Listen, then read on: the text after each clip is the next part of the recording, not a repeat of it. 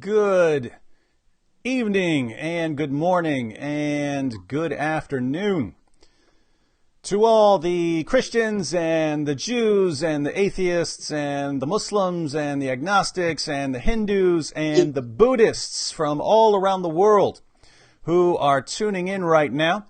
I hear some sound effects from your text, which means I haven't turned off the sound effects. All right, problem solved. I'm here with good friend Robert Spencer, who is one of the only people on the planet who still talks about Islam and makes perfect sense. So Robert is the author of about 487 books on Islam, the most significant being his recent masterpiece, The History of Jihad. Robert, while all of my friends here and I are clicking that like button, and then we go out and share with all our friends that we are live on, that we're live here discussing the history of jihad. Why don't you tell us a little bit about what you do at Jihad Watch? Thanks, David, and peace be upon those who are rightly guided. I am the director of Jihad Watch. For 15 years, every day of my life, I have chronicled jihad activity, violent and stealthy, in the United States and around the world, in all its forms and manifestations, as many news stories as I can find. I also provide a general explanation on each one, some brief commentary, sometimes lengthy commentary, explaining why this really is jihad, despite the establishment media obfuscation and attempts to cover up that fact. And so jihadwatch.org is your one-stop resource for news about this ongoing threat and little understood phenomenon. And then, yes, I also have the books which deal with the Quran, with Mohammed, and most recently with the history of jihad. Now, Robert, I'm a little confused because you seem to think that jihad is actually a problem and not something that's great for humanity. And the reason I find this confusing brings us to the topic that we're going to be addressing right now. Mohammed Hijab. We share lots of information, but we come up with new opportunities to share information that we've shared before in different contexts. But Mohammed Hijab, in a recent debate, during the Q&A, there was no opportunity to respond to something that someone else said in the Q&A. So Mohammed Hijab was asked, how do you account for the spread of Christianity by the power of the Holy Spirit, not through the sword? Whereas Islam was spread by the sword. And Mohammed Hijab responded by insisting that Christianity only ever spread through the sword, whereas Islam spread organically. And Islam only fought people who basically deserved it because of the things that they were doing. So I have never tried to play a video clip live. I do want to try that right now just so people can see what we're talking about. And let's go ahead and see what Mohammed Hijab claims. Point 2 about Christianity not being spread by the sword is a misreading of history. Actually, if you look at Constantine and the Theodosian Code, actually the only way Christianity spread through the Roman Empire was through the sword. Look at the primary source material about the Theodosian Code. From Theodosius II, he enforced Nicene Trinitarianism by force, according to all of the historians, across the whole of the Roman Empire until the pagan religions of the Romans were completely dissipated. Not to mention, of course, colonialism. Not to mention, of course, the Spanish colonists. Not to mention, of course, one of the biggest casualties in war in human history, yes, one of the biggest, was when the Spanish Empire and the French Empire and the British Empire spread it to your country in Africa. It spread it everywhere. Don't tell me it wasn't spread by the sword. Don't tell me it wasn't spread by the sword. What are you talking about? The difference between Islam and Christianity in this regard was that Islam spread organically, whereas Christianity required a man who was an empire at that time to spread it forcefully. We fought, as Muslims, the bigger enemy. You were the bigger enemy, fighting the smaller people. That's the difference. Don't tell me about these things. Don't misread history. All right. Now, that should be somewhat frightening because he's saying you guys, you are the bigger enemy. So Muslims fight Christians because Christians are the bigger enemy historically. And he certainly would views me as an enemy and you as well, Robert. Now, that was those were some interesting claims there. First, I mean, we can kind of break them down. So the main claim in the first part was that Christianity only spread through violence. Those were his words. Christianity only spread through violence, whereas Islam spread organically, and again, only fought because, there were certain people who were bullying people and Islam had to stand up for these poor people. Suppose we grant, and we would have to grant, there was violence in Christianity. What's interesting is, in Christianity, we discuss it, right? I mean, in your book on the history of jihad, you discuss things like the Crusades, right?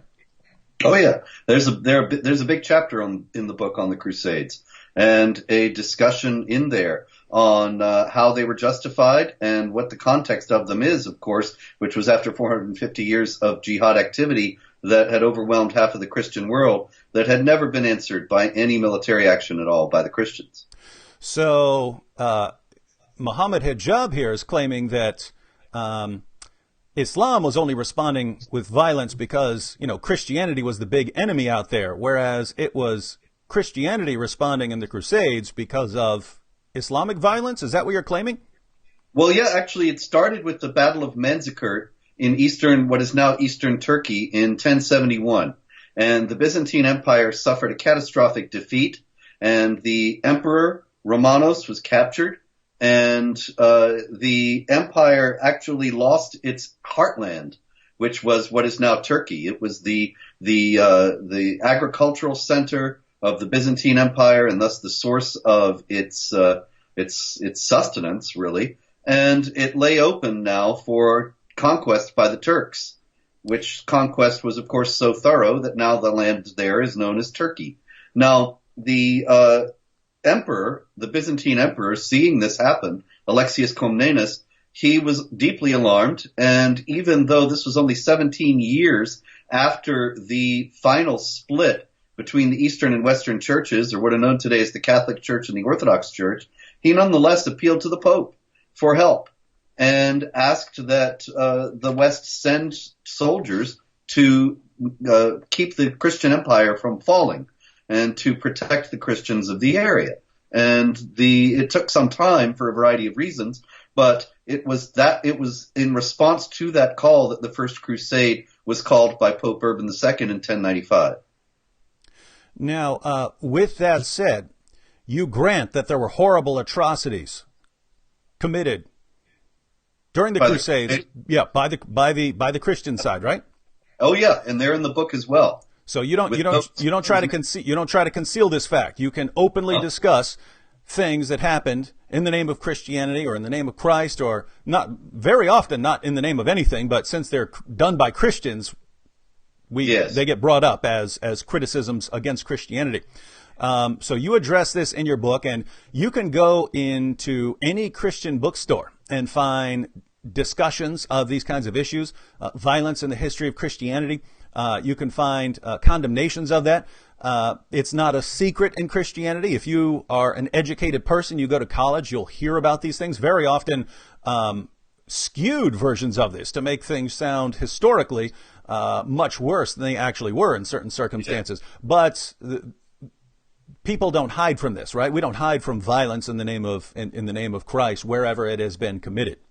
No, never. I've never seen any Christians of any denomination say that the Crusaders did everything right, or that the Spanish missionaries, when they were going into South America, were never harsh with the natives. These things are openly acknowledged, and then there's various discussions of whether this was justifiable behavior, or to what extent it was, or how it could possibly have been in the context of these other things that were bad about it.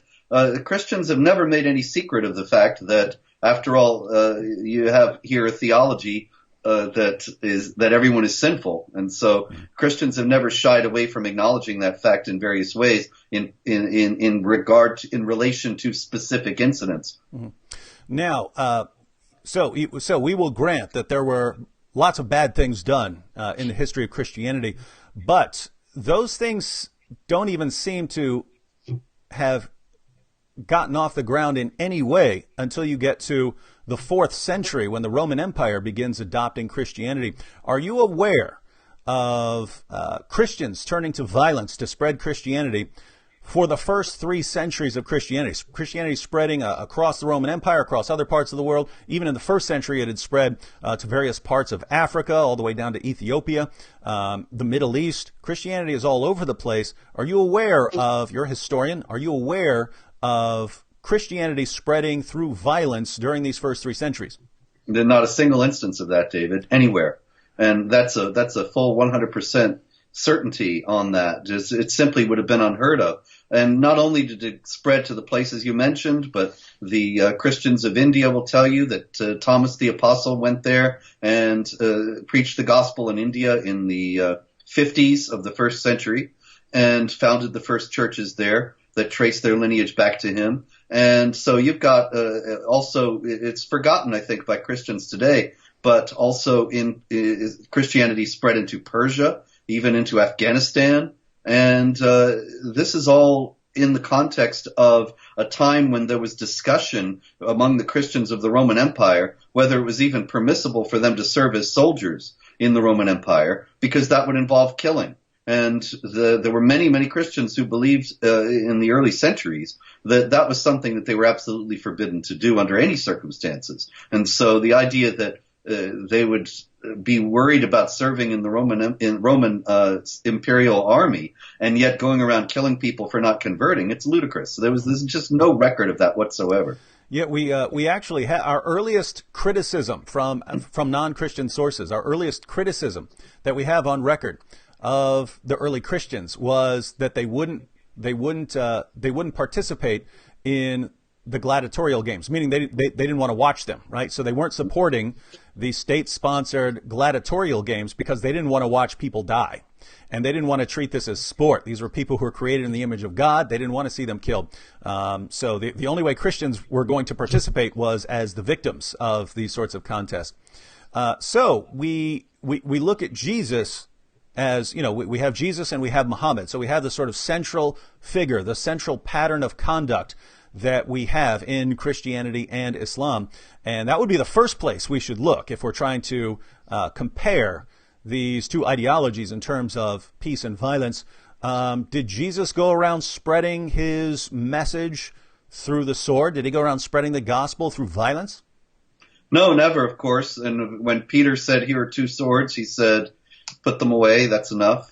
And when Islamic apologists like to invoke Luke 19:27, "Bring my enemies here and slay them before me," as if this is some command of Jesus presented in a straightforward manner. In reality, of course, this is a parable, and the statement is made in the context of the divine judgment and doesn't have anything to do with worldly punishment, and has never been interpreted by Christians of any sect or any denomination at any time in history as meaning that you should go and kill people who are the enemies of Christ. Even when Christians were being violent, they never invoked that verse in order to justify what they were doing. And of course, by contrast, you have Muhammad with the Quran saying, "Kill them wherever you find them" 3 times, and participating in battles, ordering the assassination of his enemies. It's night and day. So you mentioned that Jesus told Peter to put his sword away. By the way, that was, for anyone who hasn't read the sources, don't know what we're talking about, this was in the context of the soldiers coming to take Jesus and put him on trial and execute him. So if there was ever a time in all of history where you should defend Jesus through violence, it would have been when soldiers are coming to take him away and kill him. There has never been a better time if you were going to respond with violence than that time, right? If you're not going to defend him then you're just not supposed to defend him with the sword. And again, Jesus condemned Peter for trying to react with violence. And so we have Jesus. Jesus doesn't spread his message through violence. Then we have the apostles themselves. And what's interesting is These were guys who would have started off pretty comfortable with violence before they encountered Jesus, before they spent several years learning from Jesus. When they were joining up with Jesus, when they were signing on as his disciples, their view of the Messiah was that the Messiah was going to go to war against the Romans, crush the Romans, and take rule over the entire world. So when these guys signed on, they were perfectly happy with conquering the world. Later, after spending several years with Jesus, when these guys get to go out, they condemn violence, right? They promote a message of love towards everyone.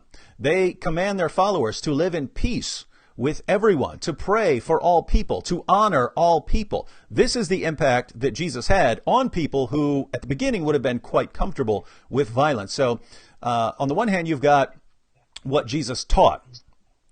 Jesus taught things like love your enemies, pray for those. Love your enemies, pray for those who persecute you, things like that. Don't defend him with violence.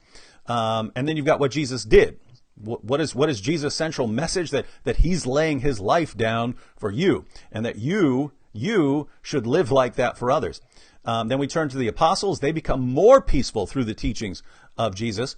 We look at their teachings. They taught to love people, to honor people. They don't spread their message with violence. They condemn violence, and most of them eventually get killed and don't respond through violence.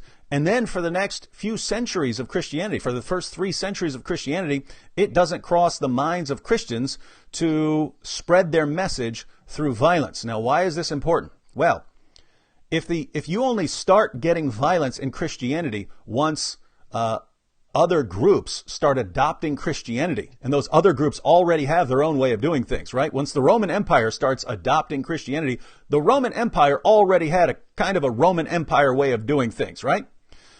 If it doesn't occur to anyone for 3 centuries to spread Christianity through violence, what can we say? We can say it doesn't arise from within Christianity itself. It has to come from somewhere outside. It has to come from someone else who already has a way of doing things. Now, once it's kind of attached to other people who have their own way of doing things, then you can get all sorts of things that you have in Christianity, things that we would point to and condemn, but it doesn't arise from within Christianity itself. So you've got Jesus, his followers, the first 3 centuries of Christianity. Mohammed Hijab said Christianity only spread through the sword. Well, it spread all over the place for 3 centuries without Christians using the sword. Now, Robert, if we're comparing Christianity and Islam, Jesus and Muhammad, if we're comparing those 2 positions and ideologies and founders, can we say that Islam is parallel to Christianity, and that for the first 3 centuries we don't see violence in Islam, and it's not until Islam is adopted by some violent regime that we start getting violence in there? Can we say that sort of thing? Let's go back to the founder himself. Did Muhammad peacefully spread his message and lay down his life for others? Just the opposite. He said, who will take care of this poet, Ka'b ibn al-Ashraf, for me, because he has made fun of Allah and his apostle. He had his followers kill this man, and he rewarded them for it. Others also who criticized him, he had them murdered. He led battles himself, and they were offensive battles. They were not defensive battles. Unifying Arabia by the point of the sword and forcing Islam upon them. Of course, he taught in the Quran to fight and to kill and to subjugate the unbelievers. When you meet the unbelievers, strike the necks, and so on. There's nothing comparable to this in the New Testament, and consequently, we can see that when people who were serious about both tried to live them out, then the Christians were radically peaceful, and the Muslims were radically violent. So Muhammad and his followers went out and did violently subjugate a variety of peoples, and the commands were things like Muhammad saying, I've been commanded to fight people until they say there's no God but Allah, and that Muhammad is the messenger of Allah, and they establish prayer and pay zakat, and if they do it, then their blood will be safe, right? That's very important. And also the other hadith where he says, when you meet the unbelievers, first invite them to accept Islam. Now, in that, so far, it's just like Christianity. And then the second part, however, he says, but if they refuse, then invite them to pay the jizya, that is, accept subjugation under the rule of the Muslims. And if they refuse that, then seek Allah's help and fight them. And so it's as if the missionaries knock on your door and give you their brochure, and if you don't accept it, then they beat you up or kill you. So this isn't some later Muslim king coming along centuries after the events. This is the founder and pattern of conduct himself. Muhammad is the pattern of conduct for Muslims. That's chapter 33, verse 21, ladies and gentlemen. So Muhammad is the pattern, and whether we look at his teachings or his example, we see Islam being spread through violence. That's correct, right? That's it. All right. Oh, go ahead. Yes. No, you go ahead. I was actually going to jump off to after Muhammad, but I think that may be where you were going. Oh, yeah. Well, we have to, right? Because we looked at Christianity. We want to be consistent here. Our good friend Mohammed Hijab, who's given us no shortage of video material for many months to come. Mohammed Hijab insists that Islam spread organically, and love that. Yeah, my vocab the other day was talking about this, and he said it did spread organically. There were organs all over the place, right? On the battlefield. Now that's vocab's sick sense of humor, but yeah. So we look to that first example, that first pattern of conduct. Now the question that arises is how his initial followers understood his teachings and example. The reason this is important is, if we look at, let's say, Christianity, who was in a better position to understand the teachings and example of Jesus than his initial followers? So if these guys had gone out and gone on a killing spree, we would have some reason to think that maybe we're misinterpreting Jesus' message here. But we turn to Islam, and you and I are saying that Muhammad went out and began violently subjugating the population of Arabia, Jews, Christians, pagans, and so on. But maybe we're misinterpreting that, and maybe we're misinterpreting his commands to fight those who do not believe in Allah. I don't know how you can have a more clear statement than that. Fight those who do not believe in Allah, clear as day. But maybe we're misinterpreting this. Who would be better? Who would be better? Where can we go than to go to his initial followers and see how they interpreted his teachings and example? Do we find the 4 rightly guided caliphs and the armies that they commanded interpreting Muhammad's commands and example in a peaceful fashion so that they went out and spread Islam organically rather than through force? Force all the way. We do not see them doing anything else, really. Right from the beginning, when Muhammad died in 632, his very fanatical, fervent follower Abu Bakr became the first caliph. And immediately a great number of, actually the most of the Arab tribes apostatized and said, oh, Muhammad's dead, then we're leaving Islam. And Abu Bakr sent his great general Khalid ibn al-Walid to fight them and reunite Arabia yet again, forcing these tribes yet again to accept Islam. These are the famous wars of apostasy, the Ridda wars, that made sure that Islam would survive. And it was all by force, organically, as vocab said, with organs all over the Arabian sands. Then you have Umar taking the fight to the infidels, conquering the Holy Land, conquering Jerusalem, conquering Egypt, conquering Syria, and in every case, this was a military conquest followed by the subjugation of the local population and their reduction to dhimmi status, denying them basic rights under the laws delineated in Islamic law and patterned after the command or based on the command of chapter 9 verse 29 of the Quran, which says that the people of the book must be made to pay the jizya with willing submission and feel themselves subdued. And so the effects of this, of course, we still see in the world. You look, for example, at Egypt. Egypt was 99% Christian before Umar came in, and now it's about 10% Christian. Did all the Christians leave Egypt? No. Life was just so hard for them under the subjugation that they were made to endure that over time, most of them converted to Islam. But this conversion was not because Islam was sweet reason and made sense and appealed to them on the basis of its intellectual prowess or its charity or anything or its wisdom. It was only because if they converted to Islam, they didn't have to pay this tax. They didn't have to be discriminated against. They didn't have to put up with harassment and sometimes outright violence. And so they converted. This is the organically spread Islam that Mohammed Hijab talks about, that nowhere did it go without violence and without force, and nowhere did people convert in large numbers except because of the onerous burdens that the non-Muslims faced. And of course, this is true all the way. Uthman continued to spread Islam by 732, and Ali was mainly preoccupied with civil wars. But then you have the Umayyad Caliphate after that up until 750. By 732, 100 years after Muhammad died, you have an empire stretching from Spain all the way across North Africa and the Middle East, Persia, and into India. And everywhere, it's harsh, it's brutal, it's living out the Quranic command. Muhammad is the apostle of Allah. Those who follow him are merciful to one another and ruthless to the unbelievers, which is chapter 48, verse 29. Now, hold on. You're saying that Islam didn't spread to all these areas through defense? Yeah, that's another one they always say. The Battle of Tabuk, which is really no battle at all, but Muhammad going up in 630 to fight the Byzantines.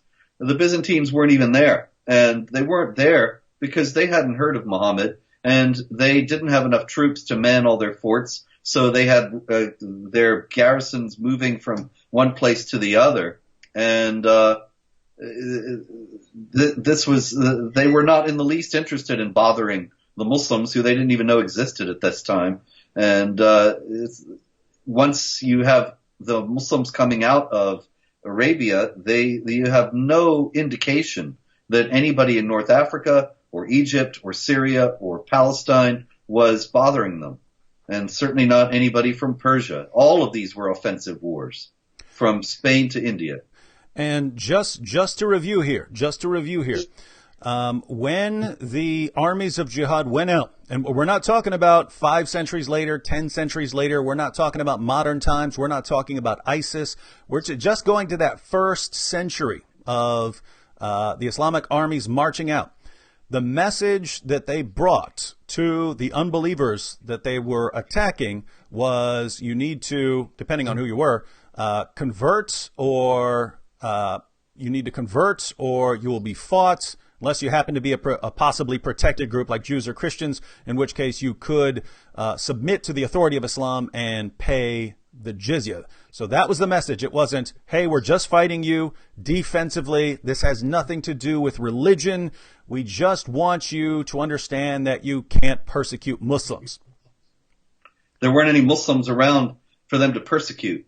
You know, I mean, the whole thing is so absurd on its face. It shows how people like Mohammed Hijab and other Islamic apologists rely on the ignorance of their audiences to carry across their message. And of course, most people today are ignorant of history. And this is all the more reason why it's important to try to get the word out. There were no Muslims in North Africa before the Muslims invaded.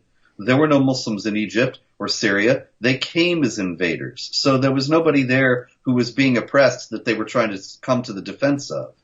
And then in India, because you said they have the status of the people of the book and they can be subjugated. Of course, in India, the jihad was even more bloody because they did not have the people of the book status. And Hijab ibn Yusuf, the governor of Iraq, who sent in the early 8th century the first Muslim armies into India, he actually rebuked his top general there for being too merciful, too lenient toward the Hindus. He said, you have to make them just convert or die. And so that's Islam sort of expanding east. Let's round out basically the first 3 centuries, because if we're talking about the first 3 centuries of Christianity, we should compare this with the first 3 centuries of Islam. And there's actually a good basis for that. Muhammad said that the best generation of Muslims was that first generation. and that the next best generation of Muslims would be the next generation, and that the next best generation of Muslims would be the third generation. So the farther back you get, the more authentic the believers are, and the implication would be that, modern Muslims just don't count for much at all, according to Muhammad. So if we look at those first three generations and we expand it on out, we've got the first 3 centuries of Islam. Muslims go east, somehow defensively, all the way fighting through just through defense, all the way into India. Be good to expand upon that a little bit more. But what happened as Islam spread west? The same thing, really. You have the first siege of Constantinople, which was at that time the most important city in the Christian world, the seat of the Christian Empire, the Byzantine Empire, and Rome was in the middle of the Dark Ages and was in eclipse at the time. Constantinople was the real prize, and the Muslims besieged it in 675 first, again in 717, and they kept trying to get it for 1400 years until finally they did conquer it in 1453, which was a very great significant event for the Muslims because there was a prophecy of Mohammed in which he said, first you will conquer the new Rome, which is Constantinople, and then you will conquer the old Rome, which is the city we think of as Rome, which of course they're working on getting today. But here again you have aggressive warfare, not provoked by any attack. As I said, the Byzantines weren't even there when Muhammad went up to Tabuk in 630, and they were not prepared for this massive military strike from Arabia that rolled up a great deal of their empire in North Africa, in Egypt, and so on. And it's another historical myth that the Byzantine, that the people under Byzantine rule in Egypt and elsewhere, they welcomed the invaders. I've seen this written many times, and Islamic apologists like to say it, because supposedly the tax burden that the Byzantines were laying upon these people was so great that they hated them and were glad to be rid of them. Now, in contrast, when I wrote the book, The History of Jihad, I used primary sources, not what modern-day historians say, but what was going on at the time. And one noteworthy little bit of information from the conquest of Egypt has the Caliph Umar writing about it and saying that he needs money and saying that how do you think we're going to pay for the troops that we have to keep covering Egypt with? And I was thinking when I read that for the first time, why is it that he has to put any troops in Egypt at all? I thought that the Muslims were welcomed as liberators. But if he's got to cover the land with troops, as he said, then clearly the people are not very happy about their new overlords. And so he has to make sure that they stay in line. And here again, then, it's not a peaceful matter at all. And of course, the Muslims drove on across North Africa, which were ancient Christian lands where some of the most prominent Christians of the early church lived, Cyprian, Augustine of Hippo, and so on. And they went into Spain, they invaded Spain, and pressed on into France. No, hang on. How could they possibly get into Spain, right? I mean, you'd have to cross some water there, and it's very odd to think that this was defensively. I mean, if you are going to a different continent, I don't know how you're doing that defensively. So how did that come about? Well, actually, you're absolutely right. It was a gratuitous attack by the Muslims that was facilitated by a Christian who was angry with the Visigothic king of Spain. And so he lent the Muslims his boats so that they could deceive the Spanish guarding the shoreline and keep them from putting up their defenses.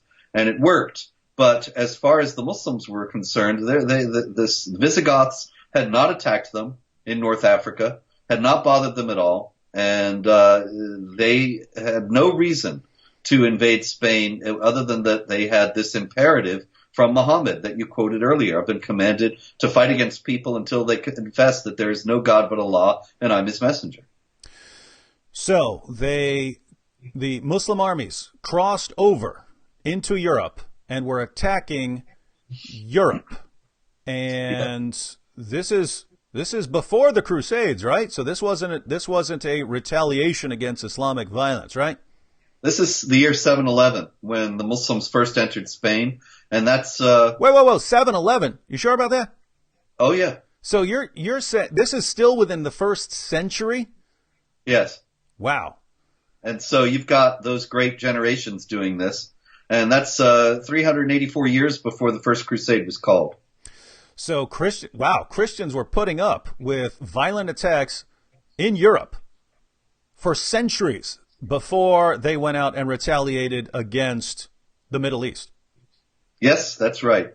And the retaliation against the Middle East was just that, as we said. It was a defensive and a really small scale defensive reaction to all this conquest that had Islamized half of what had been the Christian world before the advent of Islam.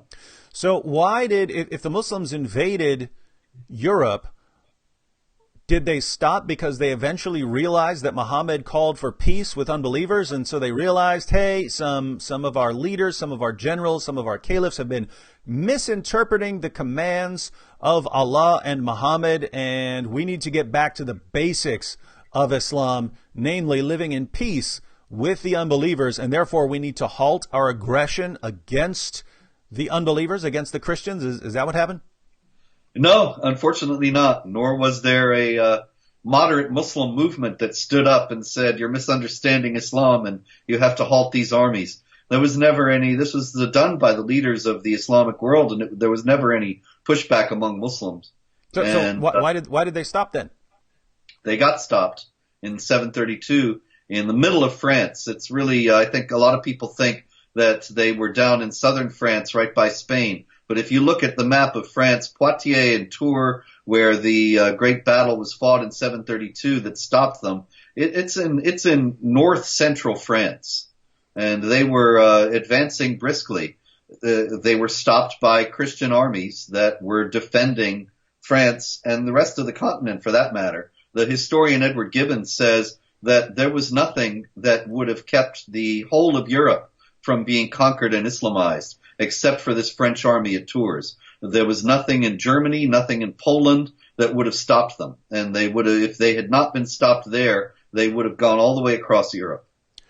Well, now I am hopelessly confused because according to Mohammed Hijab, Islam was just spreading organically and only resorted to fighting when it was a force that was threatening Muslims. And here you're talking about Islam crossing over into Europe and trying to take over Europe and only stopping when they were forced to from an outside force. And I'm trying to compare this with Christianity, where Christianity spreads through peaceful preaching and conversion, and you only get any hints of violence once an outside force starts adopting it. So it seems to be a complete reversal of what we find in Islam, and all of this is a complete reversal from the claims of a self-styled academic researcher like Mohammed Hijab.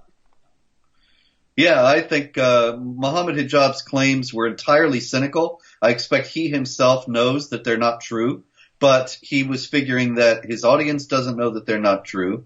And you, of course, did not have an opportunity to respond. And so he knew he could get away with it. If he does not know these things, then he himself has been indoctrinated with a lot of the revisionist and worthless historical fiction that is passing for reality in all too many universities today, and I would think that would be unfortunate. But it may be that he is a victim, but I rather think that he is a perpetrator. Yeah, normally when a Muslim tells me Islam is peaceful and that, it was Christianity that was violent and the Crusades and Muslims were just minding their own business for centuries when Christians decided to attack them in order to convert them to Christianity. I normally don't think someone's trying to trick me or deceive me. I normally think, okay, this person absorbed a lot of nonsense from all kinds of sources.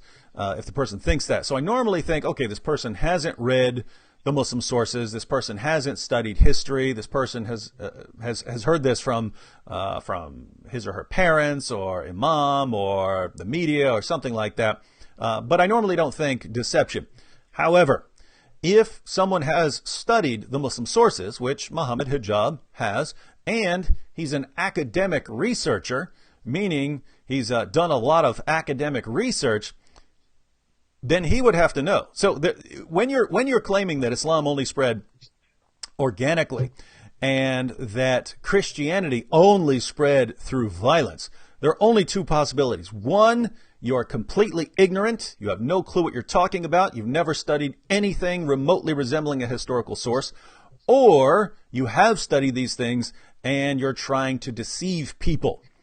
And so those are the two possibilities here. And again, I would normally give a person the benefit of the doubt, conclude that he or she isn't trying to deceive me. The person just hasn't done any studying. But Mohammed Hijab doesn't want us to believe that he doesn't know what he's talking about. And so that would seem like the only conclusion to draw. So according to Robert Spencer here, and he's going with primary sources in his book, this is where he's getting this information. So he's not getting this from some modern writer like Karen Armstrong or John Esposito. He's going to primary sources. Muslims fought their way westward across northern Africa, up into Europe, and Christians didn't launch the counterattack into Muslim lands for centuries. And that's what happened there. Now, you talked about the initial incursions into India, but we know that they didn't stop. First, going back to what you said about Constantinople. So this was a goal laid down from the time of Muhammad, right? According to Muslim sources. Yes. So at least dating from the 9th century when the Hadith was probably written, but we've had that debate already. Yeah. But Muslims are convinced that this was a teaching of Muhammad, right? You have to go for Constantinople. And according to primary sources, Muslims kept going after Constantinople over and over again.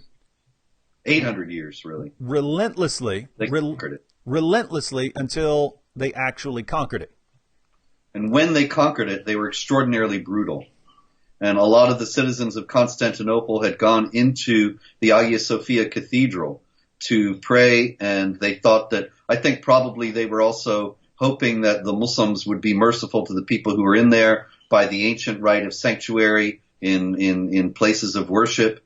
But what happened instead was that the Muslims rode their horses into the cathedral, hacking people to death right there in the church itself, raping women, and tearing down the place, grabbing all the gold and plundering and so on.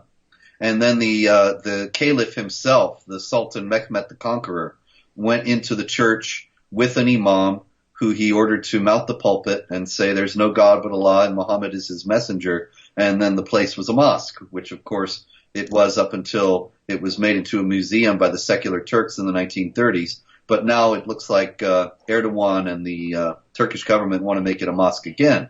But you think about that in light of the organic spread of Islam, according to Mohammed Hijab. There's nothing organic about the how Hagia Sophia became a mosque. Hagia Sophia became a mosque by a brutal and bloody conquest and massacre of the Christians who were in it at the time that the Muslims entered the city. Now, these are of course Christians. These are of course Christians. And so maybe the Christians were doing some really bad stuff and we just aren't aware of it, and maybe we're misinterpreting all of this. You mentioned the spread into Persia and all the way out to India. You mentioned that that there was a condemnation of the Muslim ruler for not being harsh enough with the Hindus and of attempting to grant them dhimmi status. So carry us a little bit further in the eastward expansion of Islam. Well, ultimately, it was just not practical to kill all the Hindus who would not convert to Islam. And so they were granted dhimmi status, but it was never really on the same level as in the areas that were Christian, Egypt and Syria and so on.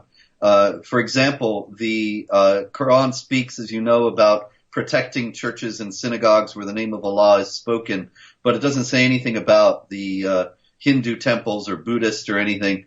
And so the Indian conquerors would routinely tear down the Hindu temples and destroy the Hindu idols. They would break them into pieces, and on many, many occasions put the pieces out in front of the mosques so that the Muslims would be walking over, trampling upon the Hindu gods as they went in and out of the mosque every day. And they were just as brutal to the Hindus themselves. While they were sometimes given the right to pay the jizya or given the opportunity to pay the jizya and submit, at other times, especially with people like Hindu priests, a lot of stories. And here again, these are from Muslim court historians who were writing about how great the king, the emperor was, who was doing all these things at the time they happened. So just to be clear, this isn't from Hindus who were biased against the Muslims because they hated the Muslims so much, and so they're making things up about the Muslims. This is from Muslims. Yes, and I read these Muslim sources, and they're kind of appalling and I only used Muslim sources in the book for the conquest of India, and they're happy about this. Well, like Ibn Ishaq in his biography of Muhammad, and he makes Muhammad out to be a cutthroat sort of mafia type, warlord, assassin, and so on. But he's thrilled. He loves him.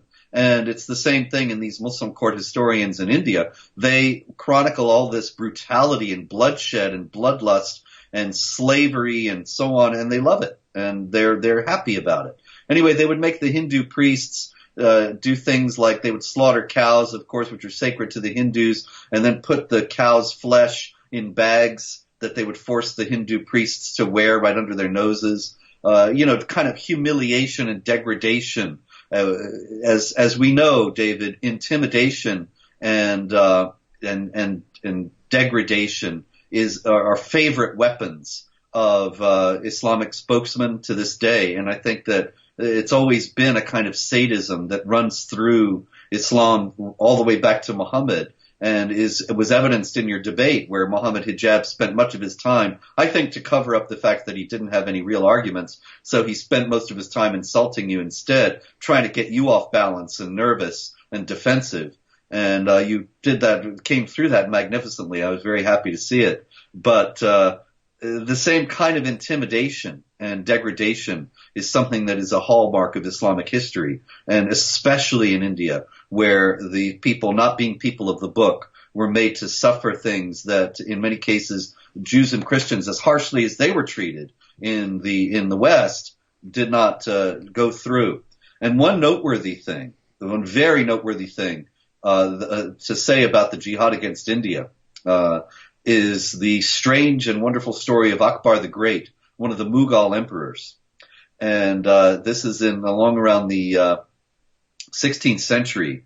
Akbar the Great, he started out his career just as brutal and bloodthirsty as the other Mughal emperors had been, the Muslim emperors of India. And so he was destroying temples and killing Hindus all over the place. But for whatever reason, he began to be disenchanted with Islam. And he ultimately left Islam altogether. And he was starting his own religion. He liked to, I think he was a interesting guy. He liked to have the people say Allahu Akbar, not because he was a pious Muslim, just the opposite, because his name was Akbar. And so they were saying Akbar is God, Akbar is Allah. And as he became less and less Islamic, and he tried to, I don't think they ever met, but he reached out to the Christian missionaries, the Portuguese in Goa, and he was speaking with Hindu priests and others, and he began to relax the restrictions on the Hindus. And his son, Jahangir, was a Muslim hardliner, and he was very upset with his father about this. And so he asked his father why he was doing it. And his father said, look, we're all created by the same God, and these are human beings as much as I am. And who am I to say that they don't have a right to live and worship as they please? Really, it's a remarkable statement coming from somebody in the context of Islam. But what's noteworthy about it is much more about Akbar the Great. It's a great story. You can read about him in the history of jihad. But the thing about it is that it's a noteworthy thing that the only time a Muslim ruler in the whole bloody history of the jihad against India was ever good to the Hindus was when he left Islam, which is just the opposite of what you'd expect from Mohammed Hijab. That you'd think that all the organic spread of Islam would mean that the Muslim rulers were just wonderful to the Hindus, and the Hindus would be so moved by their compassion and magnanimity that they would convert to Islam in droves. It was just the opposite. The Muslims were horrible to the Hindus, and the only time that one of them wasn't was when he was less Islamic. Well, now I am hopelessly confused.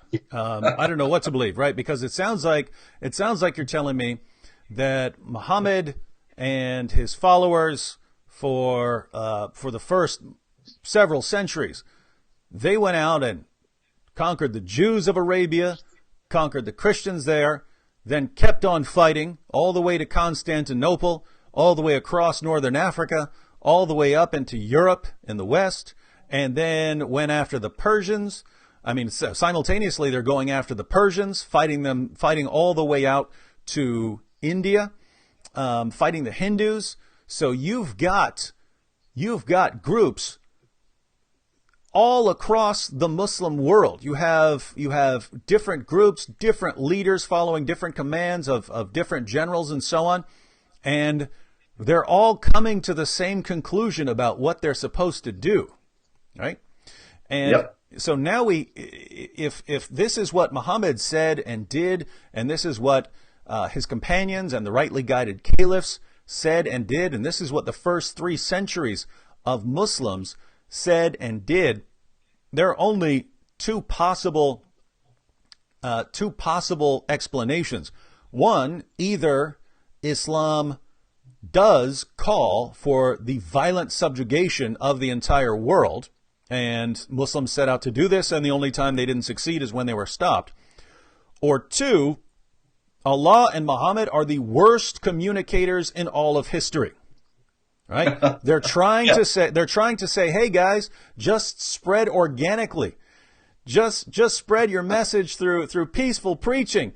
But it comes out, fight those who do not believe in Allah. I've been commanded to fight people until they say there's no God but Allah. It just keeps coming out like Muhammad has some sort of Tourette's syndrome and Allah has some sort of cosmic Tourette's syndrome. They want to say peaceful things, but they just can't manage to. It keeps coming out as all of these violent orders to subjugate the entire world. And by the way, you peaceful Muslims out there, if you ever wonder why groups like ISIS would gladly kill you too, why you are in danger from groups like ISIS, it's because of that, right? When you say, oh no, he said fight those who do not believe in Allah, but what he really meant is only fight in self-defense, only spread organically. You're basically saying that you are a better, clearer communicator than Allah himself. In his eternal word, which he had all eternity to get it exactly the way he wanted, and you're saying that you, in the United States of America, have come along and said it far better than he ever could. And also, if Islam taught peace, if Muhammad taught peace, and the Quran teaches peace, then you've also got the fact that the foremost exponents of this message, the rightly guided caliphs, followed by the Umayyad Caliphate, the Abbasid Caliphate, the Umayyad Caliphate of Cordoba, the Fatimid Shiite Caliphate, the Ottoman Empire, the Persians, when they became Shiite, and every last Islamic entity that has ever been in the world has misunderstood Islam and thought that it had to do with warfare against unbelievers, because every one of those entities that I just named and many others have pursued that warfare. And none of them have ever said we have to live in peace with the unbelievers. So yeah, those are your options, my Muslim friends. Either 14 centuries of jihadis were correct. They understood exactly what Muhammad and Allah were commanding. Or you, the peaceful westernized Muslim, you're the one who finally came along after 14 centuries of Muslims. You're the one who finally figured out what Allah really meant. And if that's what you're claiming, then what you're claiming is Allah is just a horrible communicator. His prophet is just a horrible communicator, because no one understood what they were saying for 14 centuries. You come along. So that's, again, that's why groups like ISIS would have nothing but contempt for you. You are showing contempt for your God and your prophet when you think that off the top of your head, when you've never studied a Muslim source in your life, you can understand what Allah and Muhammad said and meant far better than 14 centuries of Muslims and Muslim scholars and Muslim leaders who were swimming in a sea of Islamic teachings and commands. All right, we've only got a couple of minutes left. I did want to answer one quick question on the Super Chat because it's relevant to what we're talking about. Rocky Flintstone says, I've been a fan of you, Mr. David, and Mr. Robert. Will you be open to translating your videos into Urdu and Hindi to reach Pakistani and Indian people? I can speak for myself. Yes, absolutely. As far as videos I've made, this shows you what a horrible, horrible person I am, but it actually shows you how little time I have with 5 kids and 2 of them disabled and so on. I actually have Urdu-speaking Pakistanis and Indians who've been asking me for content, saying they'd love to translate it and dub certain videos or re-record certain videos in their own language. And I just am always way behind on things like that. But you have my permission. If you want to take my videos, download them, add subtitles, re-upload them to your own channel, you can do that anytime. You don't have to give me credit. I don't care. If you want to take something I said in a video, take the content, re-record it in your own language, you saying it, you don't have to give me credit. I don't care. I'm not stingy with my material. And just so you know, when I get a chance, when I get more squared away time-wise, I will be glad to send out content to people who want to do some translating.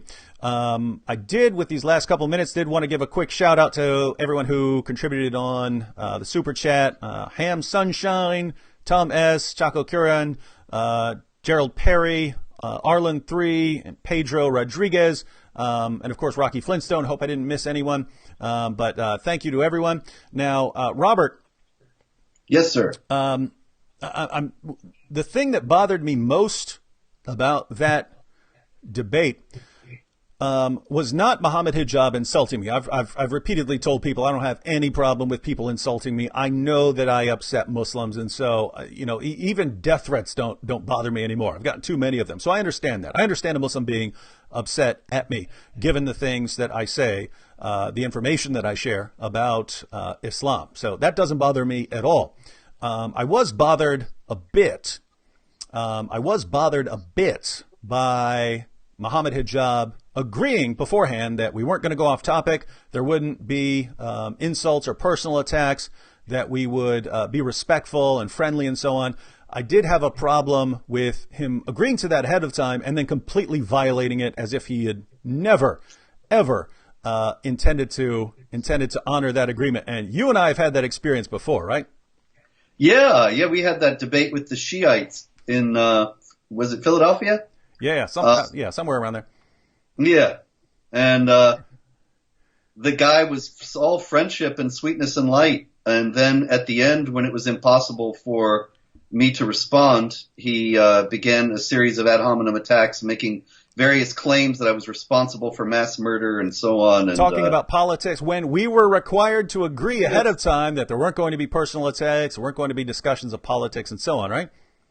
That's right. But you know how this all gets justified. Muhammad said, war is deceit. War is deceit. And by the way, guys, that's happened to me over and over and over again in my interactions with Muslims. Now, to be fair, I've had Muslims who honored who honored the rules of the debate, didn't have any problem with, honored their time limits and so on. But over and over again, when I've been required to agree to terms ahead of the debate, I've seen every time that I can think of right now, the rules were violated. And so, but even that is not what really, really bothered me. What bothered me most was that the audience would mindlessly cheer for anything, even if it was obviously false, right? So there are all kinds of things that we could point out here. Mohammed Hijab said all kinds of things that are false. We'll be addressing those in videos. Lots of videos have already been made by myself and other people. But on something like this issue, where Mohammed Hijab yells, Christianity only spread through violence, and Islam just grew organically, and the crowd cheers. Robert, it almost seems to me like the Muslim crowd, and just to be clear, this is not all Muslims, but the crowd that would follow Mohammed Hijab, it seems like they actually want to be lied to. Yeah, sure. Well, look, you have a closed culture. You have this idea of don't ask questions, because many people have lost their faith by asking questions. It's chapter 5, verse 101 of the Quran. And so free inquiry is discouraged. Doubts are stigmatized, such that even the investigation to try to determine if the thing is true is dangerous. And you have a group of people who live in this atmosphere. They're hungry for somebody to come along and tell them that it's all right, it's all true. And even if they know that they have to stretch it to get there, it's a very great need that they have, because the alternative is just not thinkable for them. They can't leave the community. They'll be shunned by their family. They'll be under death threat. They could be killed, and so on. So you've Better got locked to by Mohammed Hijab than to be killed. So you've got Mohammed Hijab, and the reason he is all too happy to lie to his audience is that the audience is all too happy to be lied to. If I were to make up things while debating, I wouldn't have to hear about it from Muslims or from atheists. I would hear about it from Christians. Christians would be messaging me saying, how dare you, David? How dare you say these things that are false?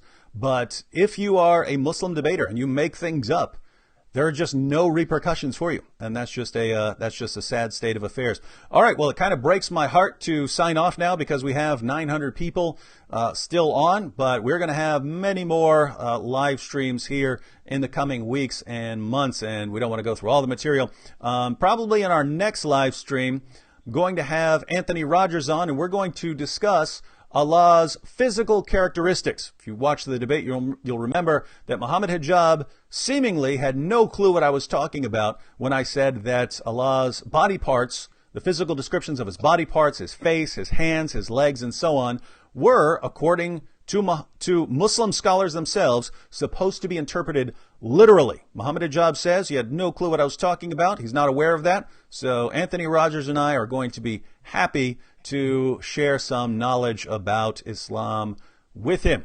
Until then, thank you, Robert Spencer. We'll have Robert on again, because there will always, unfortunately, be issues to discuss with respect to jihad.